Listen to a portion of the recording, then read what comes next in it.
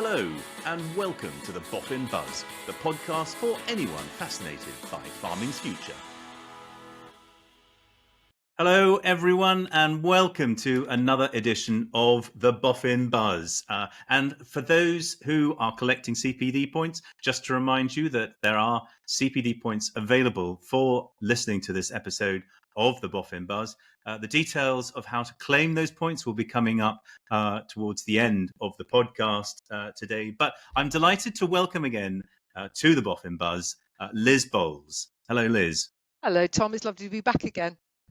Great, it's lovely to see you again. So, at the end of the previous Boffin Buzz, if listeners can remember, we were talking about carbon markets. So, we were talking about farm carbon markets and the baselining yourself as well, and all of those aspects. And we ended on a bit of a cliffhanger, if I remember, Liz.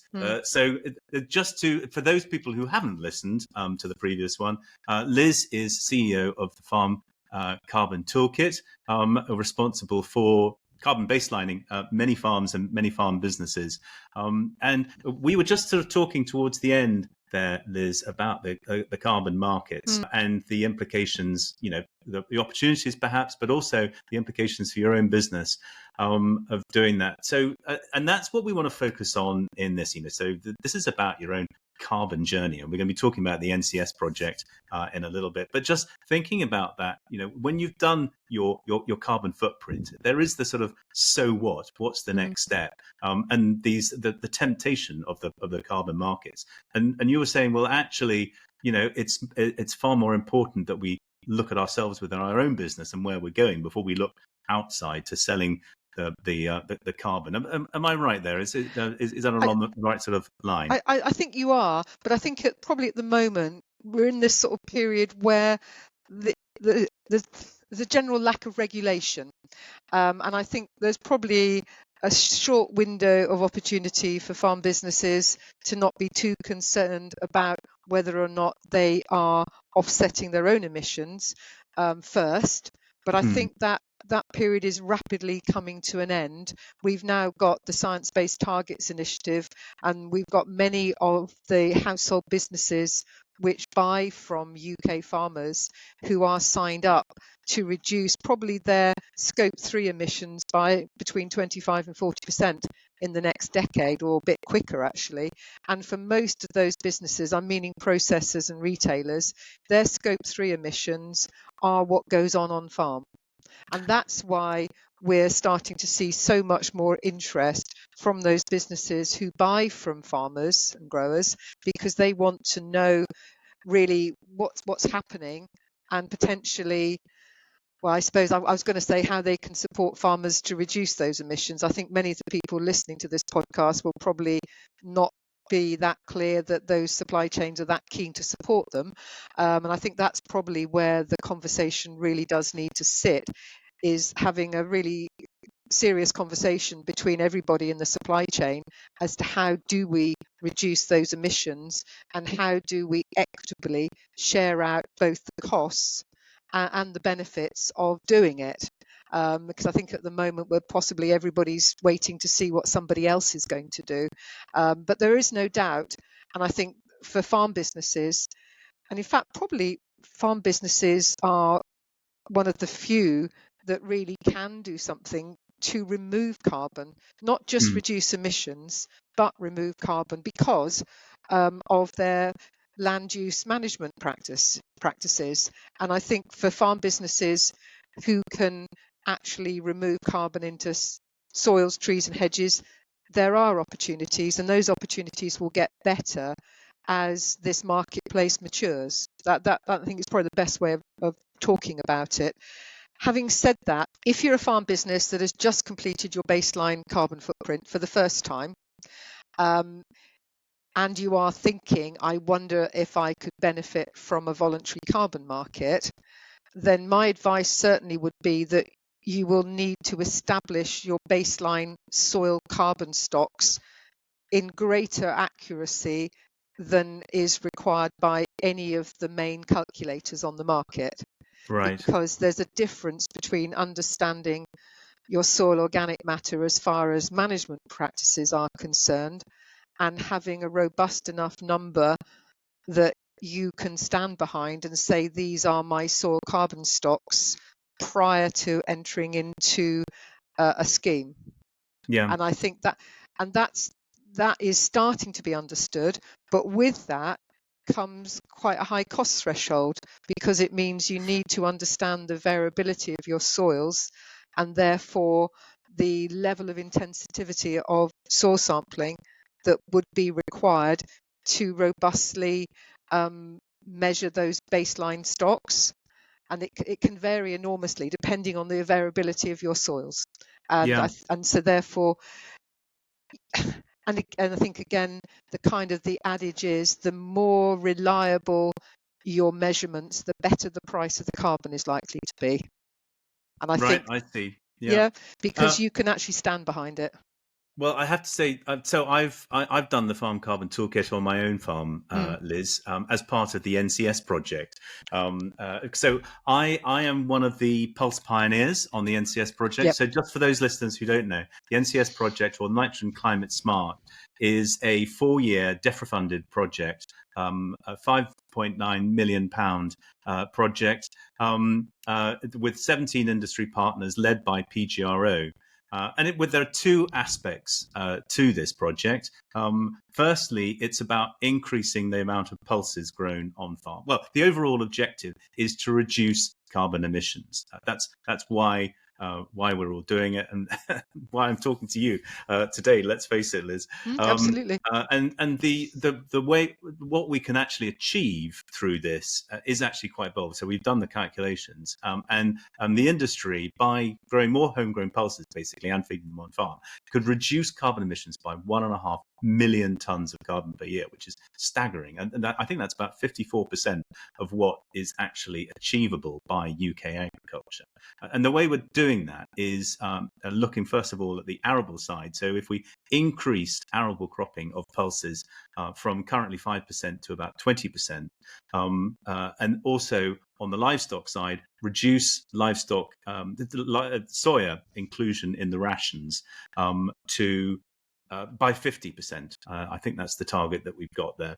Then we will achieve those bold objectives. Now, we're not going to achieve all of that within the 4 years of the project, but what we're working towards doing across the 17 partners is to prove that we can achieve that. So the farmers that are involved within the project, who are doing on-farm trials, who are carbon baselining themselves with the Farm Carbon Toolkit, we're hoping to prove that at the end of the 4 years, that we can do that. Through some relatively simple changes on farm, but all around growing homegrown pulses. So I mean, just looking at that particular point about pulses, can you just sort of pick out some of the areas where homegrown pulses are going to bring some carbon wins for the industry, Liz? Absolutely. So the first and biggest one really would be that by introducing pulses 1 year in 5 into arable crop rotations, farmers would effectively be removing the need for any additional artificial nitrogen fertilizers in that 1 year. So, I mean, it would be potentially reducing fertilizer inputs by 20%, I guess, within the rotation, depending on what other crop they would have grown instead of peas and beans. So that would be the biggest mechanism for reducing fertilizer that you mentioned, Tom, in terms of the ambition of the NCS project. But it also comes with other benefits as far as the arable farm environment is concerned, especially for soils, because it's creating greater diversity of soil and root depth, so that will help soil health. It also potentially can help wildlife biodiversity in terms of being something for pollinators to feed on. So it does bring all those benefits, but I do fully understand why it's been hard to really increase the level of uptake of farmers growing peas and beans. And a lot of that has to do with, I would say, how easy it has been in the past for feed manufacturers to simply dial up a 25-ton load of soya from wherever in the world they choose to want to buy it from.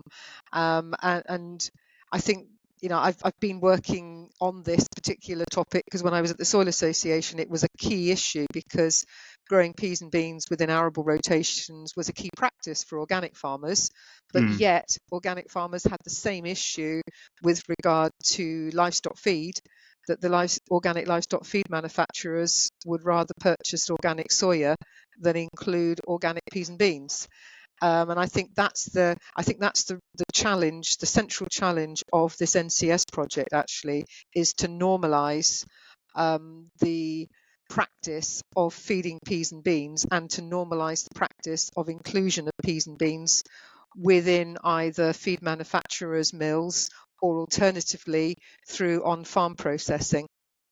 Well, that's interesting. I mean, let's just look at that side of it. The utilization of peas and beans on farm and switching out of soya and into peas and beans. Now, I've spoken to a number of poultry farmers, for example, who say, look, this is all very well, and I'm sure there are benefits for doing that, but I can't afford to switch my flock over to a different feed ration simply because if productivity dips, that is a huge cost for my business. Yep. There's no way I can afford for that to happen. Even if it's just a blip or whatever. And I don't know, I don't know how much peas and beans I can actually afford to bring into the ration before that happens. And I can't afford to play around with my diets. I've got a diet that works. I can't afford to play around with it. I mean, how can those farmers, how can we help them to make that move within the project, Liz? Well, I absolutely understand where they're coming from, because if you're a poultry producer, you've probably got at least 20, 30,000 birds in a house. And to shift the diet for that number, I think it is actually impossible without knowing what the impact is going to be. But that's the whole point of this project, to test these things on smaller populations of birds in order to be able to demonstrate what the impacts are and where the tipping point is, if you like. At what point does it become a problem? Because the reality is that I don't think we know, Tom. And again, when I was at the Soil Association, we did do some work on this, and there's two factors actually at play here. One is the genetics of the broiler itself, if we're talking about broiler production, and the second one is the feed, and it's the interaction between the genetics of the bird and the feed. At the moment, most of the genetics of broilers are focused on genetics which will enable the bird to grow as fast as possible. But there is some move, and again, I've probably lost touch with this a little bit, but some of the retailers have signed up to a commitment to slower growing birds on the basis of enhanced animal welfare. Right. When you do that, you do actually have a bit more leeway in terms of diet if you've got a bird that doesn't want to grow quite so fast anyway. And I think it will be the exploitation of both of those two things that will enable us to put a reasonable proportion of something that isn't soya into those birds growing and finishing diets. So I think we're definitely on a journey with that. But in response to your question about how can NCS help, it has to be through doing those tests on something that de-risks it for the farmer, i.e. not on a house of 30,000 birds. Yeah, well, there are feeding trials taking place within the project.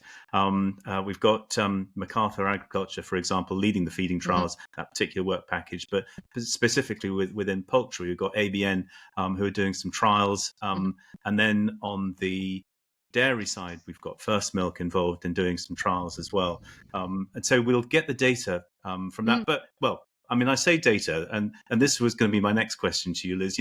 Where exactly are the Farm Carbon Toolkit contributing in terms of, in terms of the data into the project? So what we're doing is specifically doing the baselining of those farmers who are taking part in the trials before they start, so that we're able to give a baseline for their business emissions before they get involved in the trials and adopt the new practices.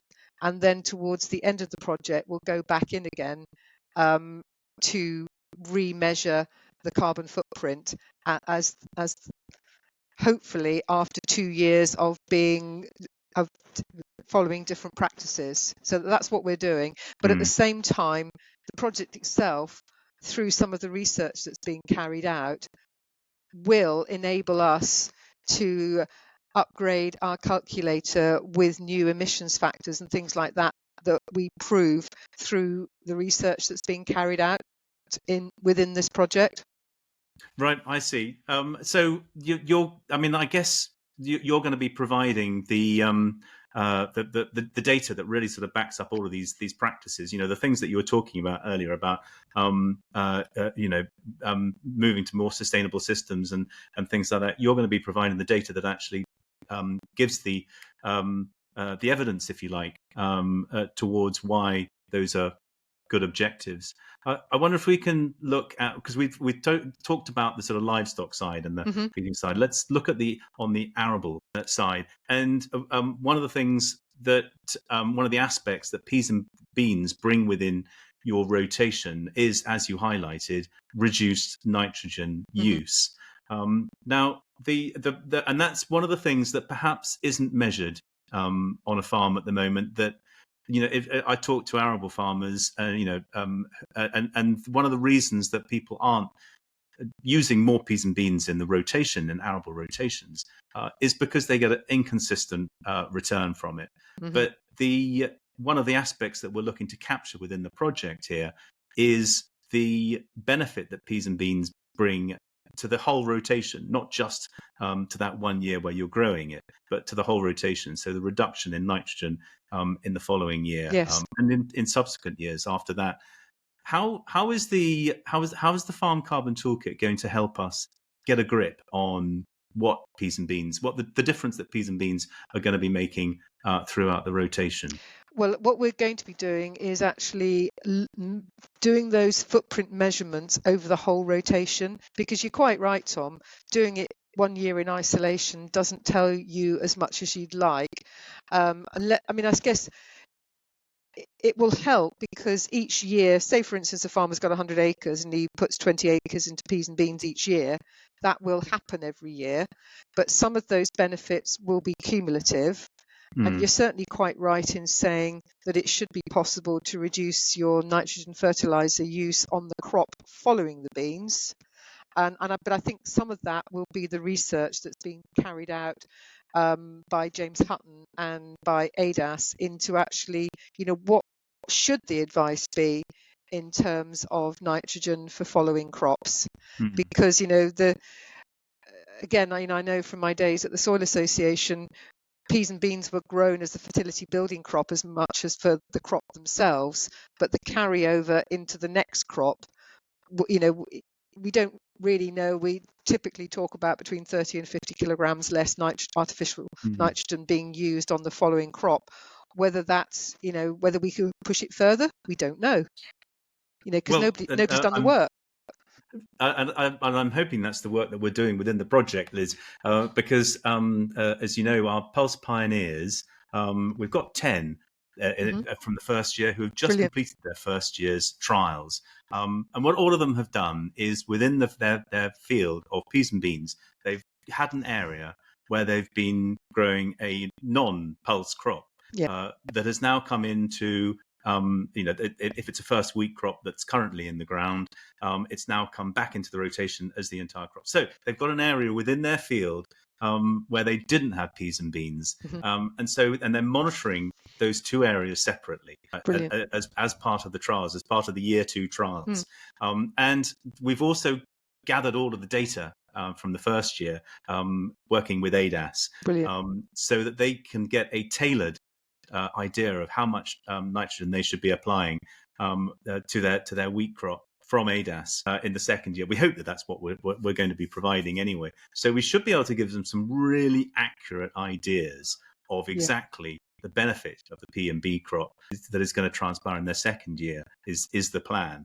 And the beauty of working with yourselves with the Farm Carbon Toolkit is we'll be able to capture that through measuring we'll be able to capture the carbon Yeah, benefit you better of that as capture well. the change in emissions over time. And I Yeah, think, I think it's absolutely brilliant to have sort of ADAS, because the one thing I did learn from Innovative Farmers was you have to really think hard about what measurements you're going to take during a trial, because it's all yeah. very well realizing afterwards that you should have measured something. It's a bit late then.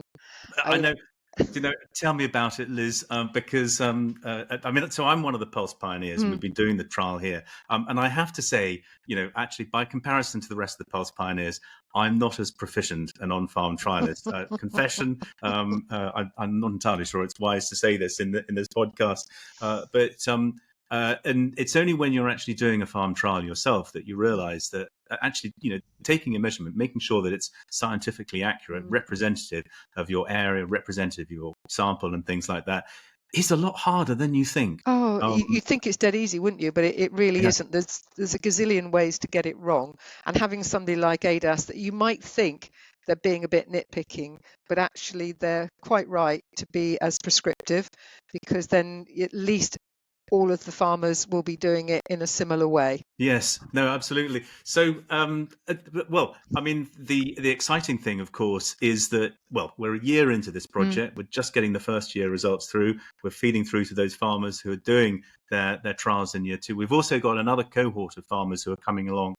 We've now got 20 farmers Wow, overall who are just that's brilliant. getting their trials underway. So we should have a really nice body of evidence to show how we can get the best out of peas and beans, Hmm. and also how best we can reduce our carbon footprint with the use of peas and beans across the rotation. So let's sort of look ahead.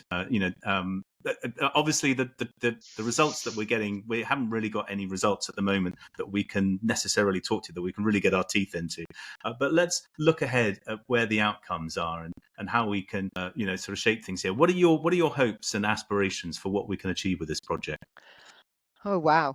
So I guess the biggest ambition or hope I've got, aspiration, will be that it will become normal for arable farmers to grow, let's call it legumes, because actually we've just had a new member of staff who's just joined us, and she did her PhD on growing soya in the UK.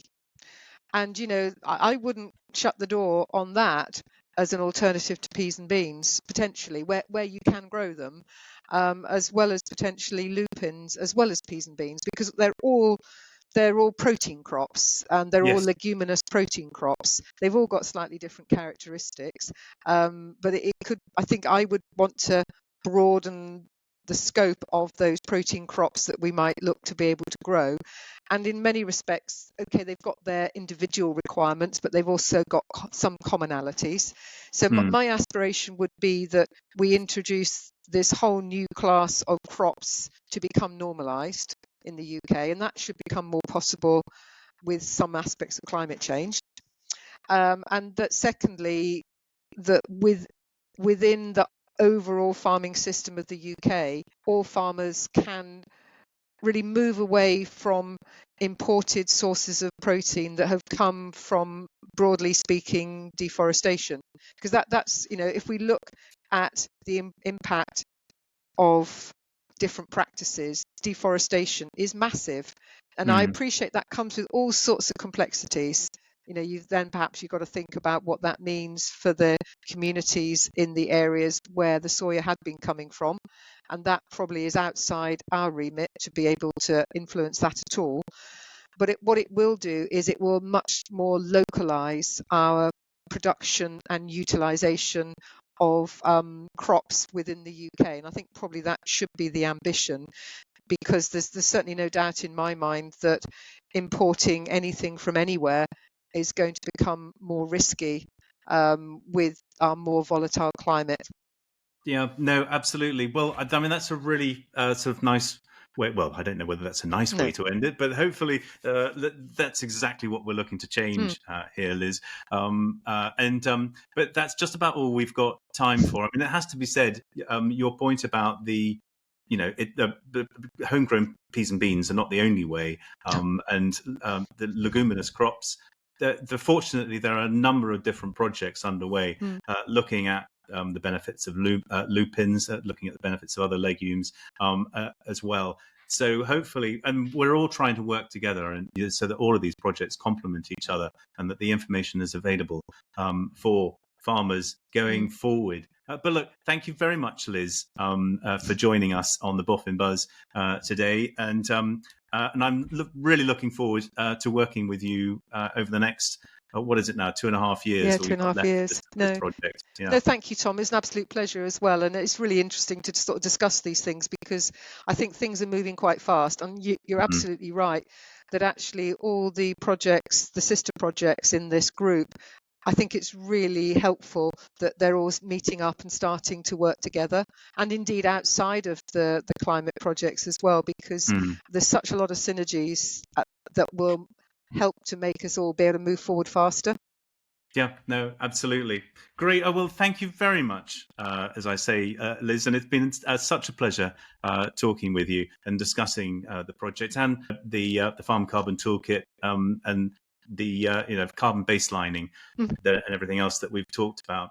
So just for those listeners who are collecting CPD points, basis CPD points are available for listening to the Boffin Buzz, and details of that will be coming up either on your screen if you're watching it on YouTube, or there'll be a short little interlude that will come in if you're listening on your usual podcast service. Hello, just a quick interruption to let you know the second part of the code needed for your CPD point. So it is /2425/K. That will be on the screen, but just to repeat, that's /2425/K. And let's continue. So, well, thank you very much. Thank you very much to Liz for joining us. And thank you very much to you all for tuning in to the Boffin Buzz. And we'll see you again soon. Or you'll hear from us again soon, I suppose, should be the thing. Thank you very much and goodbye.